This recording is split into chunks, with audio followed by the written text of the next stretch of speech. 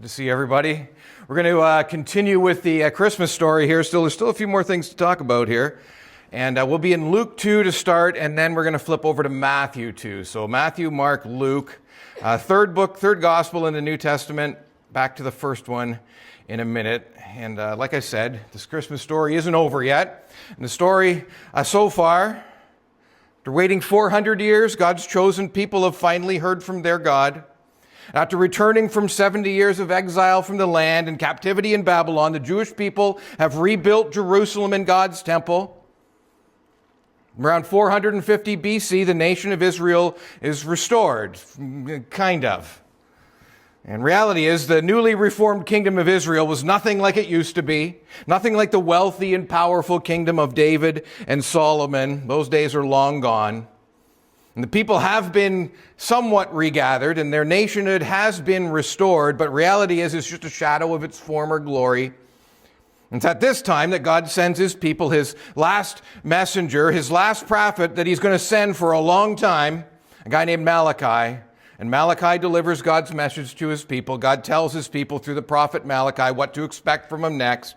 And what does God say he's going to do next? Two things, actually. Number one, I'm going to send you one more prophet to speak to my people. And number two, and after that, I'm going to come myself to speak to you guys. And the pages of the New Testament open 400 years later, after 400 years of mostly disappointment, 400 years for God to do what he said he was going to do, yet not sending that prophet. The time has finally arrived, and God begins to speak once again to his people. And Luke records these beginning events in the first chapters of his book. And in Luke chapter 1, the story began, and God's messengers go out from his throne room in heaven with announcements to be made and messages to be delivered. And the first to be delivered is at the center, at the heart of God's people. It goes to Jerusalem, God's city, the heart of the nation, and is delivered in God's temple at the center of it all. And a man named Zechariah, a priest, is shocked when one day the angel Gabriel appears to him in the holy place in the temple, and Zechariah learns that he and his barren wife Elizabeth are going to be parents. Just like he did for Abraham and Sarah long ago, God is going to perform a miracle. He's going to give them a son. And this son of theirs is going to grow up to become the prophet that everyone's been waiting for. Their son is going to be the last prophet born to declare his words to the people, to declare God's words to the people. And that's just the beginning, of course. There's more announcements to be made. And Gabriel leaves Jerusalem and heads north, about 130 kilometers north, up near the Sea of Galilee, to a city named Nazareth. And once there, far from the center of things in Jerusalem, Gabriel goes to see a young girl named Mary. And he delivers a second birth announcement. He tells Mary that she's in for a miracle baby as well. And her baby isn't going to come from a barren womb. Her baby's going to come from a virgin womb. And her baby is going to fulfill the second part of Malachi's promise. Her baby will, according to Gabriel in Luke 1:30, the angel said to her, "Don't be afraid, Mary, for you have found favor with God. And behold, you'll conceive in your womb, and you'll bear a son, and you'll call his name Jesus. And he'll be great, and he'll be called the Son of the Most High. And the Lord will give him the throne of his father David, and he will reign over the house of Jacob forever, and of his kingdom there'll be no end." Well, Mary's baby is God himself coming to speak to his people. And God's going to be born as one of his own people. God the Son is about to be born into this world, Mary, and you're going to be his mom. Luke chapter 1 is all about these angelic announcements and messages and the delivery of them and people's responses to them. Matthew, though, he had some information in the first chapter of his gospel in this story. There's another message to be delivered in Nazareth. Matthew chapter 1, verse 18, God lets Mary's husband in on what's going on and gets him on board with God's plan. You can imagine that Joseph is concerned, to say the least, that his betrothed, his not quite wife, who's never known in a biblical sense, has become pregnant. Well, God sends a messenger to Joseph to explain, and the angel says to him in Matthew 1:20, "Joseph, son of David, do not fear to take Mary as your wife, for that which is conceived in her is from the Holy Spirit. She will bear a son, and you shall call his name Jesus, for he will save his people from their sins." Now, back to Luke chapter 2 as the story continues with another angelic announcement. We find out that Mary and Joseph have left Nazareth and made the trip to a city called Bethlehem in the hills south of Jerusalem, about 8 kilometers. And that's where they are when it comes time for Mary's baby to be born. They're in Bethlehem, known as the city of David because that's where King David was born. Luke tells us that Jesus is born in pretty humble circumstances, really, for the arrival of God's Son into this world. He makes his arrival in a place far from the seats of power, far from palaces and kings. Because when Mary and Joseph arrive in Bethlehem, they are relegated, due to the lack of room in the family quarters. They're relegated to take shelter on the ground floor in the stable. And that's where they're staying on the night of Jesus' entrance into this world. And as he arrives, another message is delivered, another announcement is proclaimed, and this time to some shepherds just outside Bethlehem. Verse 8, it says, "In the same region there were shepherds out in the field keeping watch over their flock by night, and an angel of the Lord appeared to them, and the glory of the Lord shone around them, and they were filled with great fear. And the angel said to them, 'Fear not, for behold, I bring you good news of great joy that will be for all people. For unto you is born this day in the city of David a Savior, who is Christ the Lord. And this will be a sign for you. You will find the baby wrapped in swaddling clothes and lying in a manger.' And suddenly there was with the angel a multitude of the heavenly host, praising God and saying, 'Glory to God in the highest, and on earth peace among those with whom he is pleased.'" Then Luke goes on to tell us two more stories about the birth of Jesus, two more announcements, this time not by angels, but by humans. Two people making announcements and pronouncements at the birth of Jesus. Luke making it clear that right from his birth, Jesus is fulfilling the word of God and the law of God. Luke 2:21 tells us that he is given the sign of the covenant on the 8th day, just as God's law requires. He was circumcised. And then we have this story of Mary and Joseph making a journey from Bethlehem to Jerusalem to obey God's law for Mary's purification and for the dedication and redemption of the firstborn. That's a requirement of the law that needs to be filled. And when they're there in the temple, they see an old man named Simeon and an old lady named Anna, and both of them recognize who Jesus is for their own reasons and for the own work of God in their lives. And they begin praising God and telling everyone what was happening, what God was doing. The story began back in the opening words of Luke. It began with a very private announcement made in the solitude of the inner parts of the temple to just one man. And Luke ends his birth story with another announcement declared in the temple of God, this time not behind closed doors, but in the outer courts, in plain public view. God has fulfilled his promises to his people. God has finally arrived to save his people just like he promised. And that brings us to Luke chapter 2, verse 39, where we read, "And when they had performed everything according to the law of the Lord," remember, Jesus, even in his birth, is fulfilling the law of the Lord. Luke continues, verse 39, "They returned to Galilee, to their own town of Nazareth." Not so fast. That's not really what happens next, is it? Okay, it doesn't mean that Luke is making an error, right? It is what happens next in Luke's version of the story. It's just that Luke doesn't include a part of the story that Matthew does. And Mary and Joseph and Jesus do leave Bethlehem, and they do return to Nazareth eventually, but it's going to take a little while. There's more to the story. Turn now to Matthew chapter 2. And after telling us about the angelic messenger that visited Joseph to explain everything that was happening, that Mary was pregnant, but this was part of God's plan, Matthew now fast forwards in time. He skips over the actual birth of Jesus and says in Matthew chapter 2, verse 1, "Now after Jesus was born in Bethlehem of Judea, in the days of Herod the king," notice, same setting as Luke's story, in Judea, in the dying days of the reign of Herod the Great, sometime after Jesus was born, Matthew 2, verse 1, "Behold, wise men from the east came to Jerusalem." You know, you have your nativity scenes. Ever got nativity scenes for Christmas? Yeah. You need to take them at Christmas, put your wise men away, okay, and then get them out in like July or something and put them out. Because it was a long time after the birth of Jesus that these guys showed up in Jerusalem. It's been several months, more than a year actually. Some people think Jesus was maybe even 2 years old by the time the wise men got there. They're still living in Bethlehem. More than a year anyway has passed since Gabriel visited the temple and to deliver God's good news to his people. And not too long after Jesus is born, in obscurity in Bethlehem, an unexpected group of people arrive in the city of Jerusalem. Wise men from the east. Okay, wise men, the word in the Greek there is magos or magi. I'll give you the Greek dictionary definition of this word. It's this: a person noted for unusual capacity of understanding based upon astrology. Such persons were regarded as combining both secular and religious aspects of knowledge and understanding. A wise man, a priest, a magus. Wise men from the east came to Jerusalem. It could be translated, men of wisdom who studied the stars came to Jerusalem. Now, in our day and age, we make a distinction between astrology and astronomy, a very strong distinction, don't we? The study of how the planets and stars and everything in the sky that moves, that's astronomy.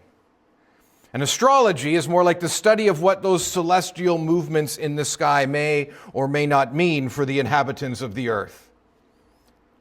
The study to understand the movements of the stars is clearly different in our minds than the study of any transcendent meaning behind those movements.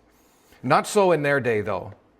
These things were a lot more tightly connected together. And the movements of the stars was a highly studied topic precisely because they believed those movements had great meaning behind them. And it was believed that the movements observed in the night sky had great significance and told of great events happening or about to happen on the earth. Now, this is especially true, think about it here, to those who are at the top levels of society. The rich and the powerful, the emperors and the kings. They were very interested in preserving their power. And what better way to do that than to know the future? And they believed the movements of the stars contained such information. Well, Matthew tells us about a group of these wise star studiers who have made a journey from the east and have arrived in Jerusalem. Matthew 2, verse 2, when they get to Jerusalem, what do they do? And they start asking questions, saying, "Where is he who has been born King of the Jews?" These guys arrive in Jerusalem and start asking some questions. Well, actually, they have one question. And they start asking people, the people of Jerusalem, "Where's he who has been born King of the Jews?" Okay, we need to keep some things in mind here. Don't picture in your mind like three dudes on camels rolling into Jerusalem here. Matthew is telling us about a group of prominent and powerful men. These guys would not have been called wise men if that wasn't the case. These guys, wherever they were from, would have been near the top of the power pyramid. Clearly in the upper class of society. If you were a magi, you were somebody. And as such, they would not have been traveling lightly. The entourage accompanying them would have been large and would have been noticed by many.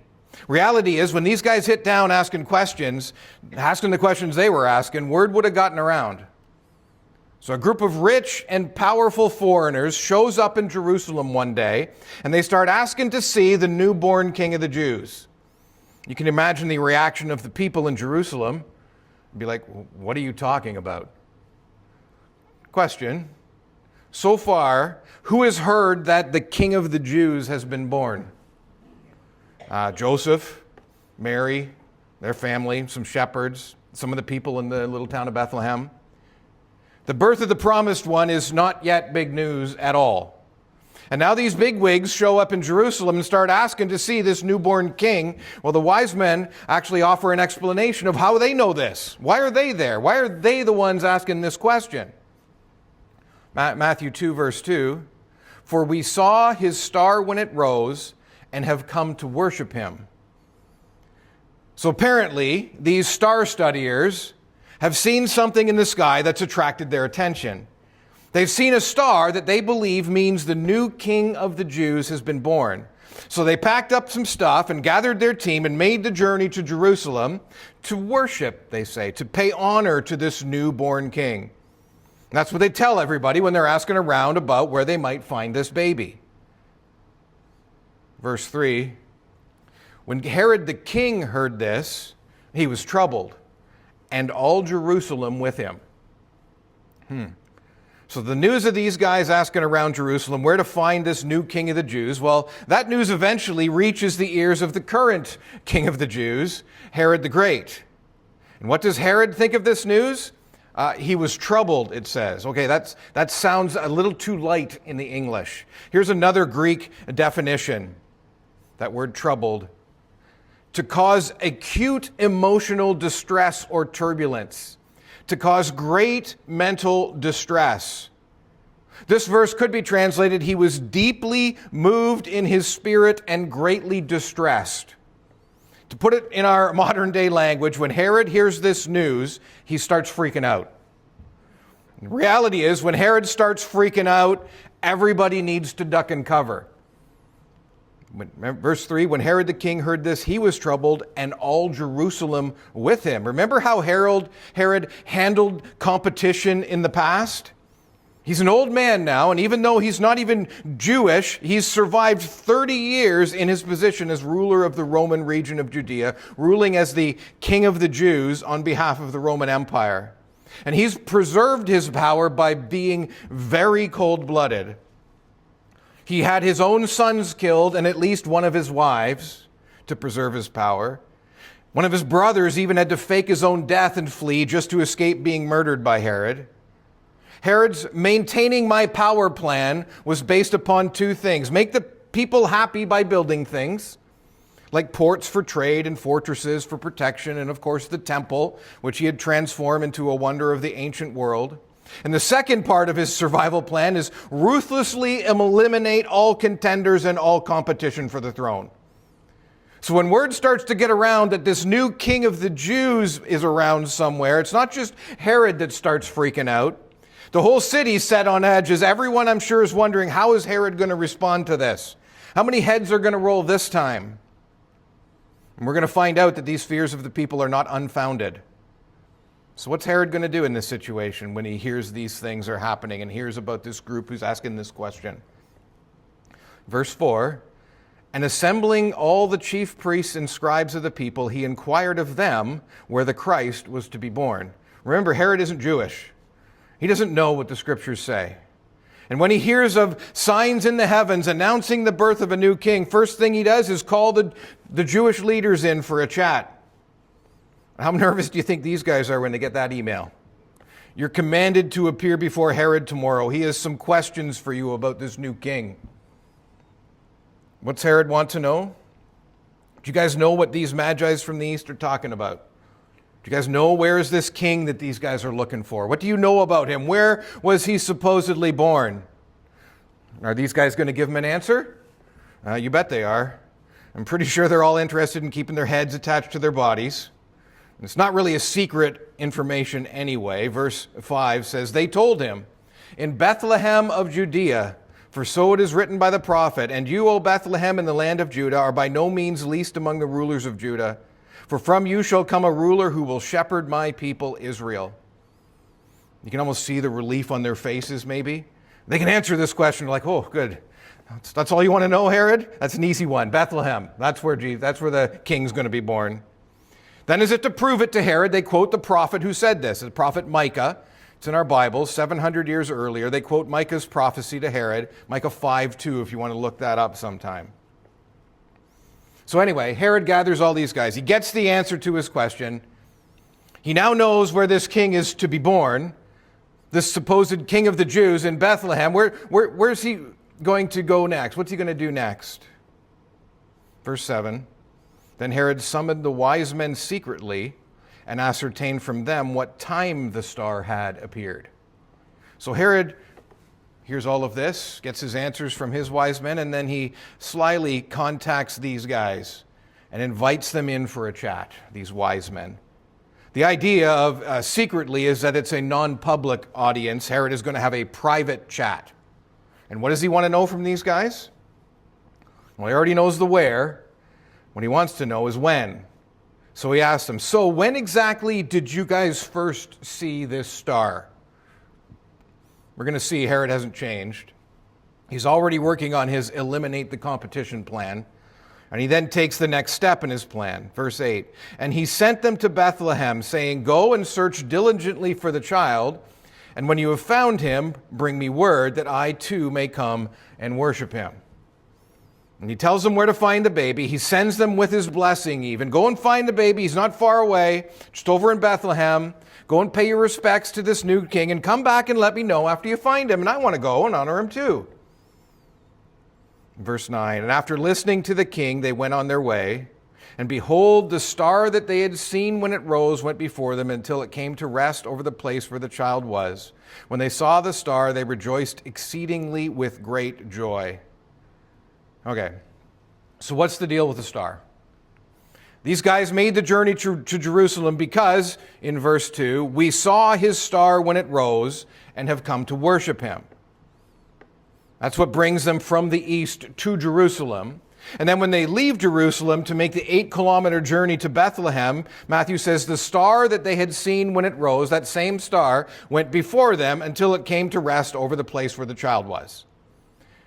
Okay, so there's lots of theories about what is happening here and what exactly these wise men are seeing in the sky. Some better ideas than others. But a couple things to remember. The Jewish people, by and large, were not really into astronomy or astrology. Matthew, being a Jewish tax collector, is probably not any different than any other person. He uses the word for star, the word aster in Greek, which can mean any kind of light in the sky. And this would include stars, planets, comets, meteors, even shooting stars. Reality is this star that meant the king of the Jews had been born and triggered the wise men to make the journey to Judea. It could have been a comet, or it could have been a planetary alignment of some kind, or something to do with the different regions of the zodiac in the sky, some kind of celestial phenomenon. Another thing to note when trying to imagine what is happening here with this star, there are a couple of phrases here that are actually astrological terms. One term refers to where in the sky the star was seen. It's in verse 2 and verse 9. It's the term when it rose. Twice they refer to seeing the star when it rose. It's an astrological term they use to say that it's one of the last stars seen in the eastern sky before the sun rises. And the other phrase that they use in verse 9, when they saw the star went before them. Again, that's an astrological term. They observe the night sky to move overhead, east to west. And this is the term for a light that moved in the same direction as the sky. It always sounds a bit hard to believe, right? When we imagine the star as a magic traveling beacon of light kind of hanging in front of the caravan, leading them through the desert. That's not what it was about. I think the best explanation is that this is some kind of astrological phenomenon that meant something to these guys when they saw it. It's about the most we can say, or about the most I can say about it. Reality is we don't really need to know exactly what they saw because that's not the point of the story. Matthew is showing us something. Who is it that is recognizing what's happening? Who saw what was happening? Who saw the writing in the sky about what was happening on the earth? Not many.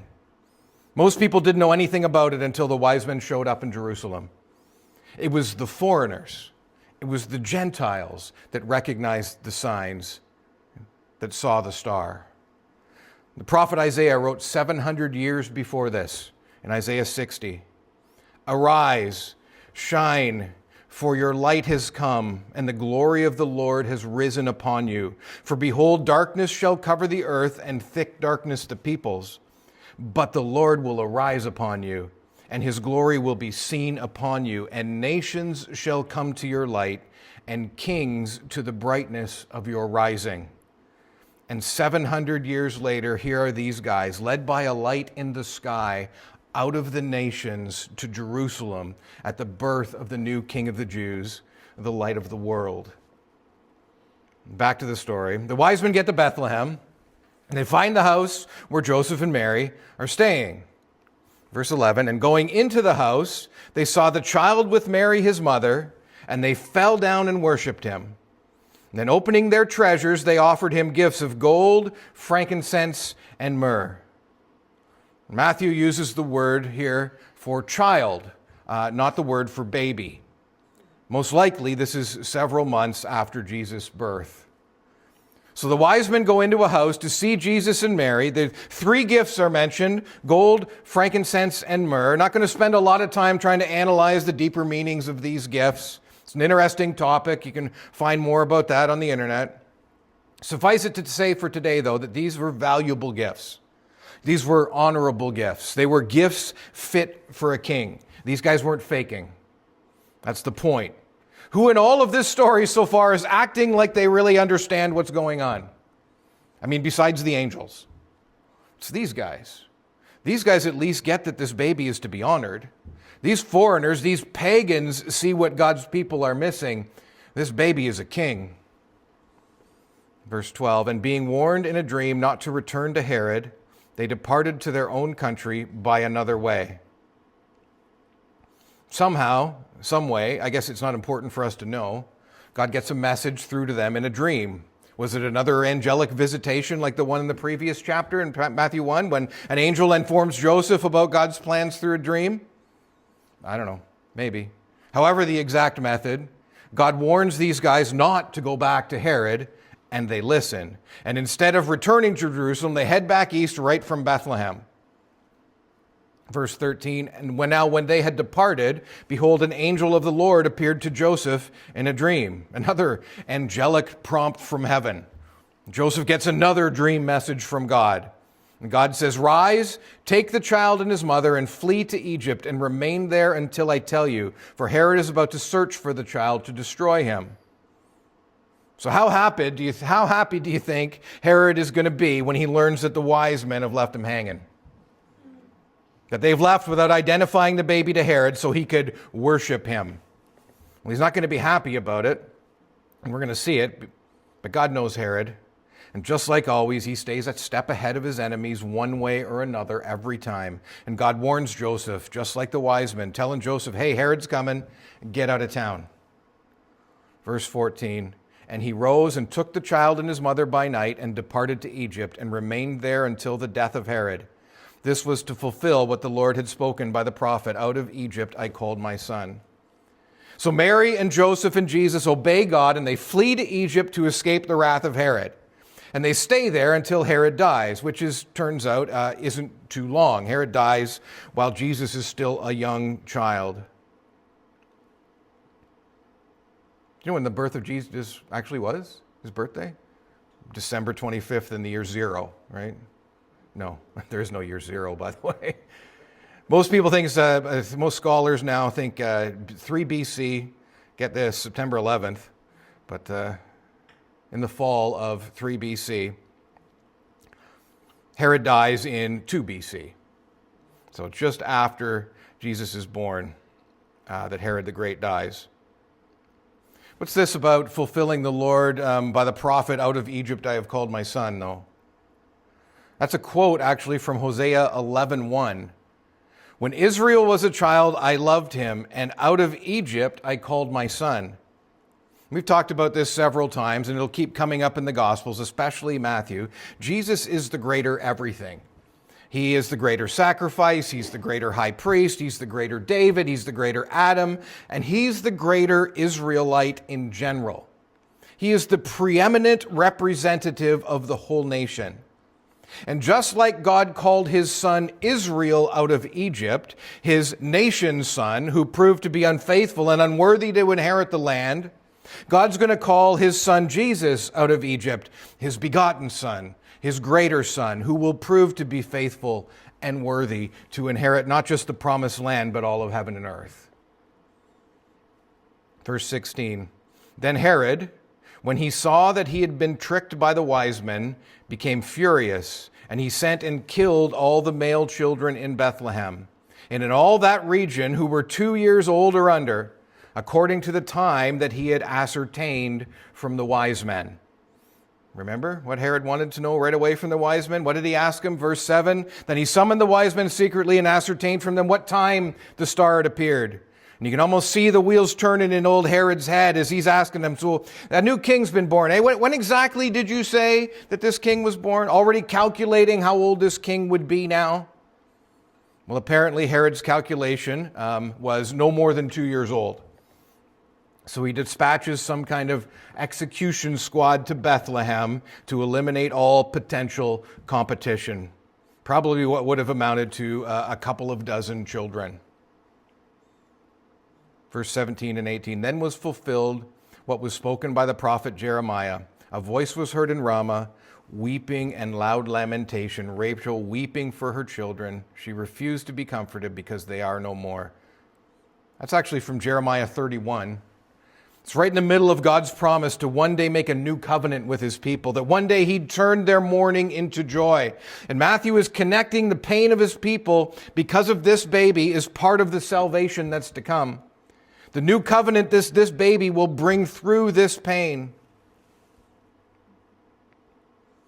Verse 19, but when Herod died, behold, an angel of the Lord appeared in a dream to Joseph in Egypt, saying, rise, take the child and his mother and go to the land of Israel, for those who sought the child's life are dead.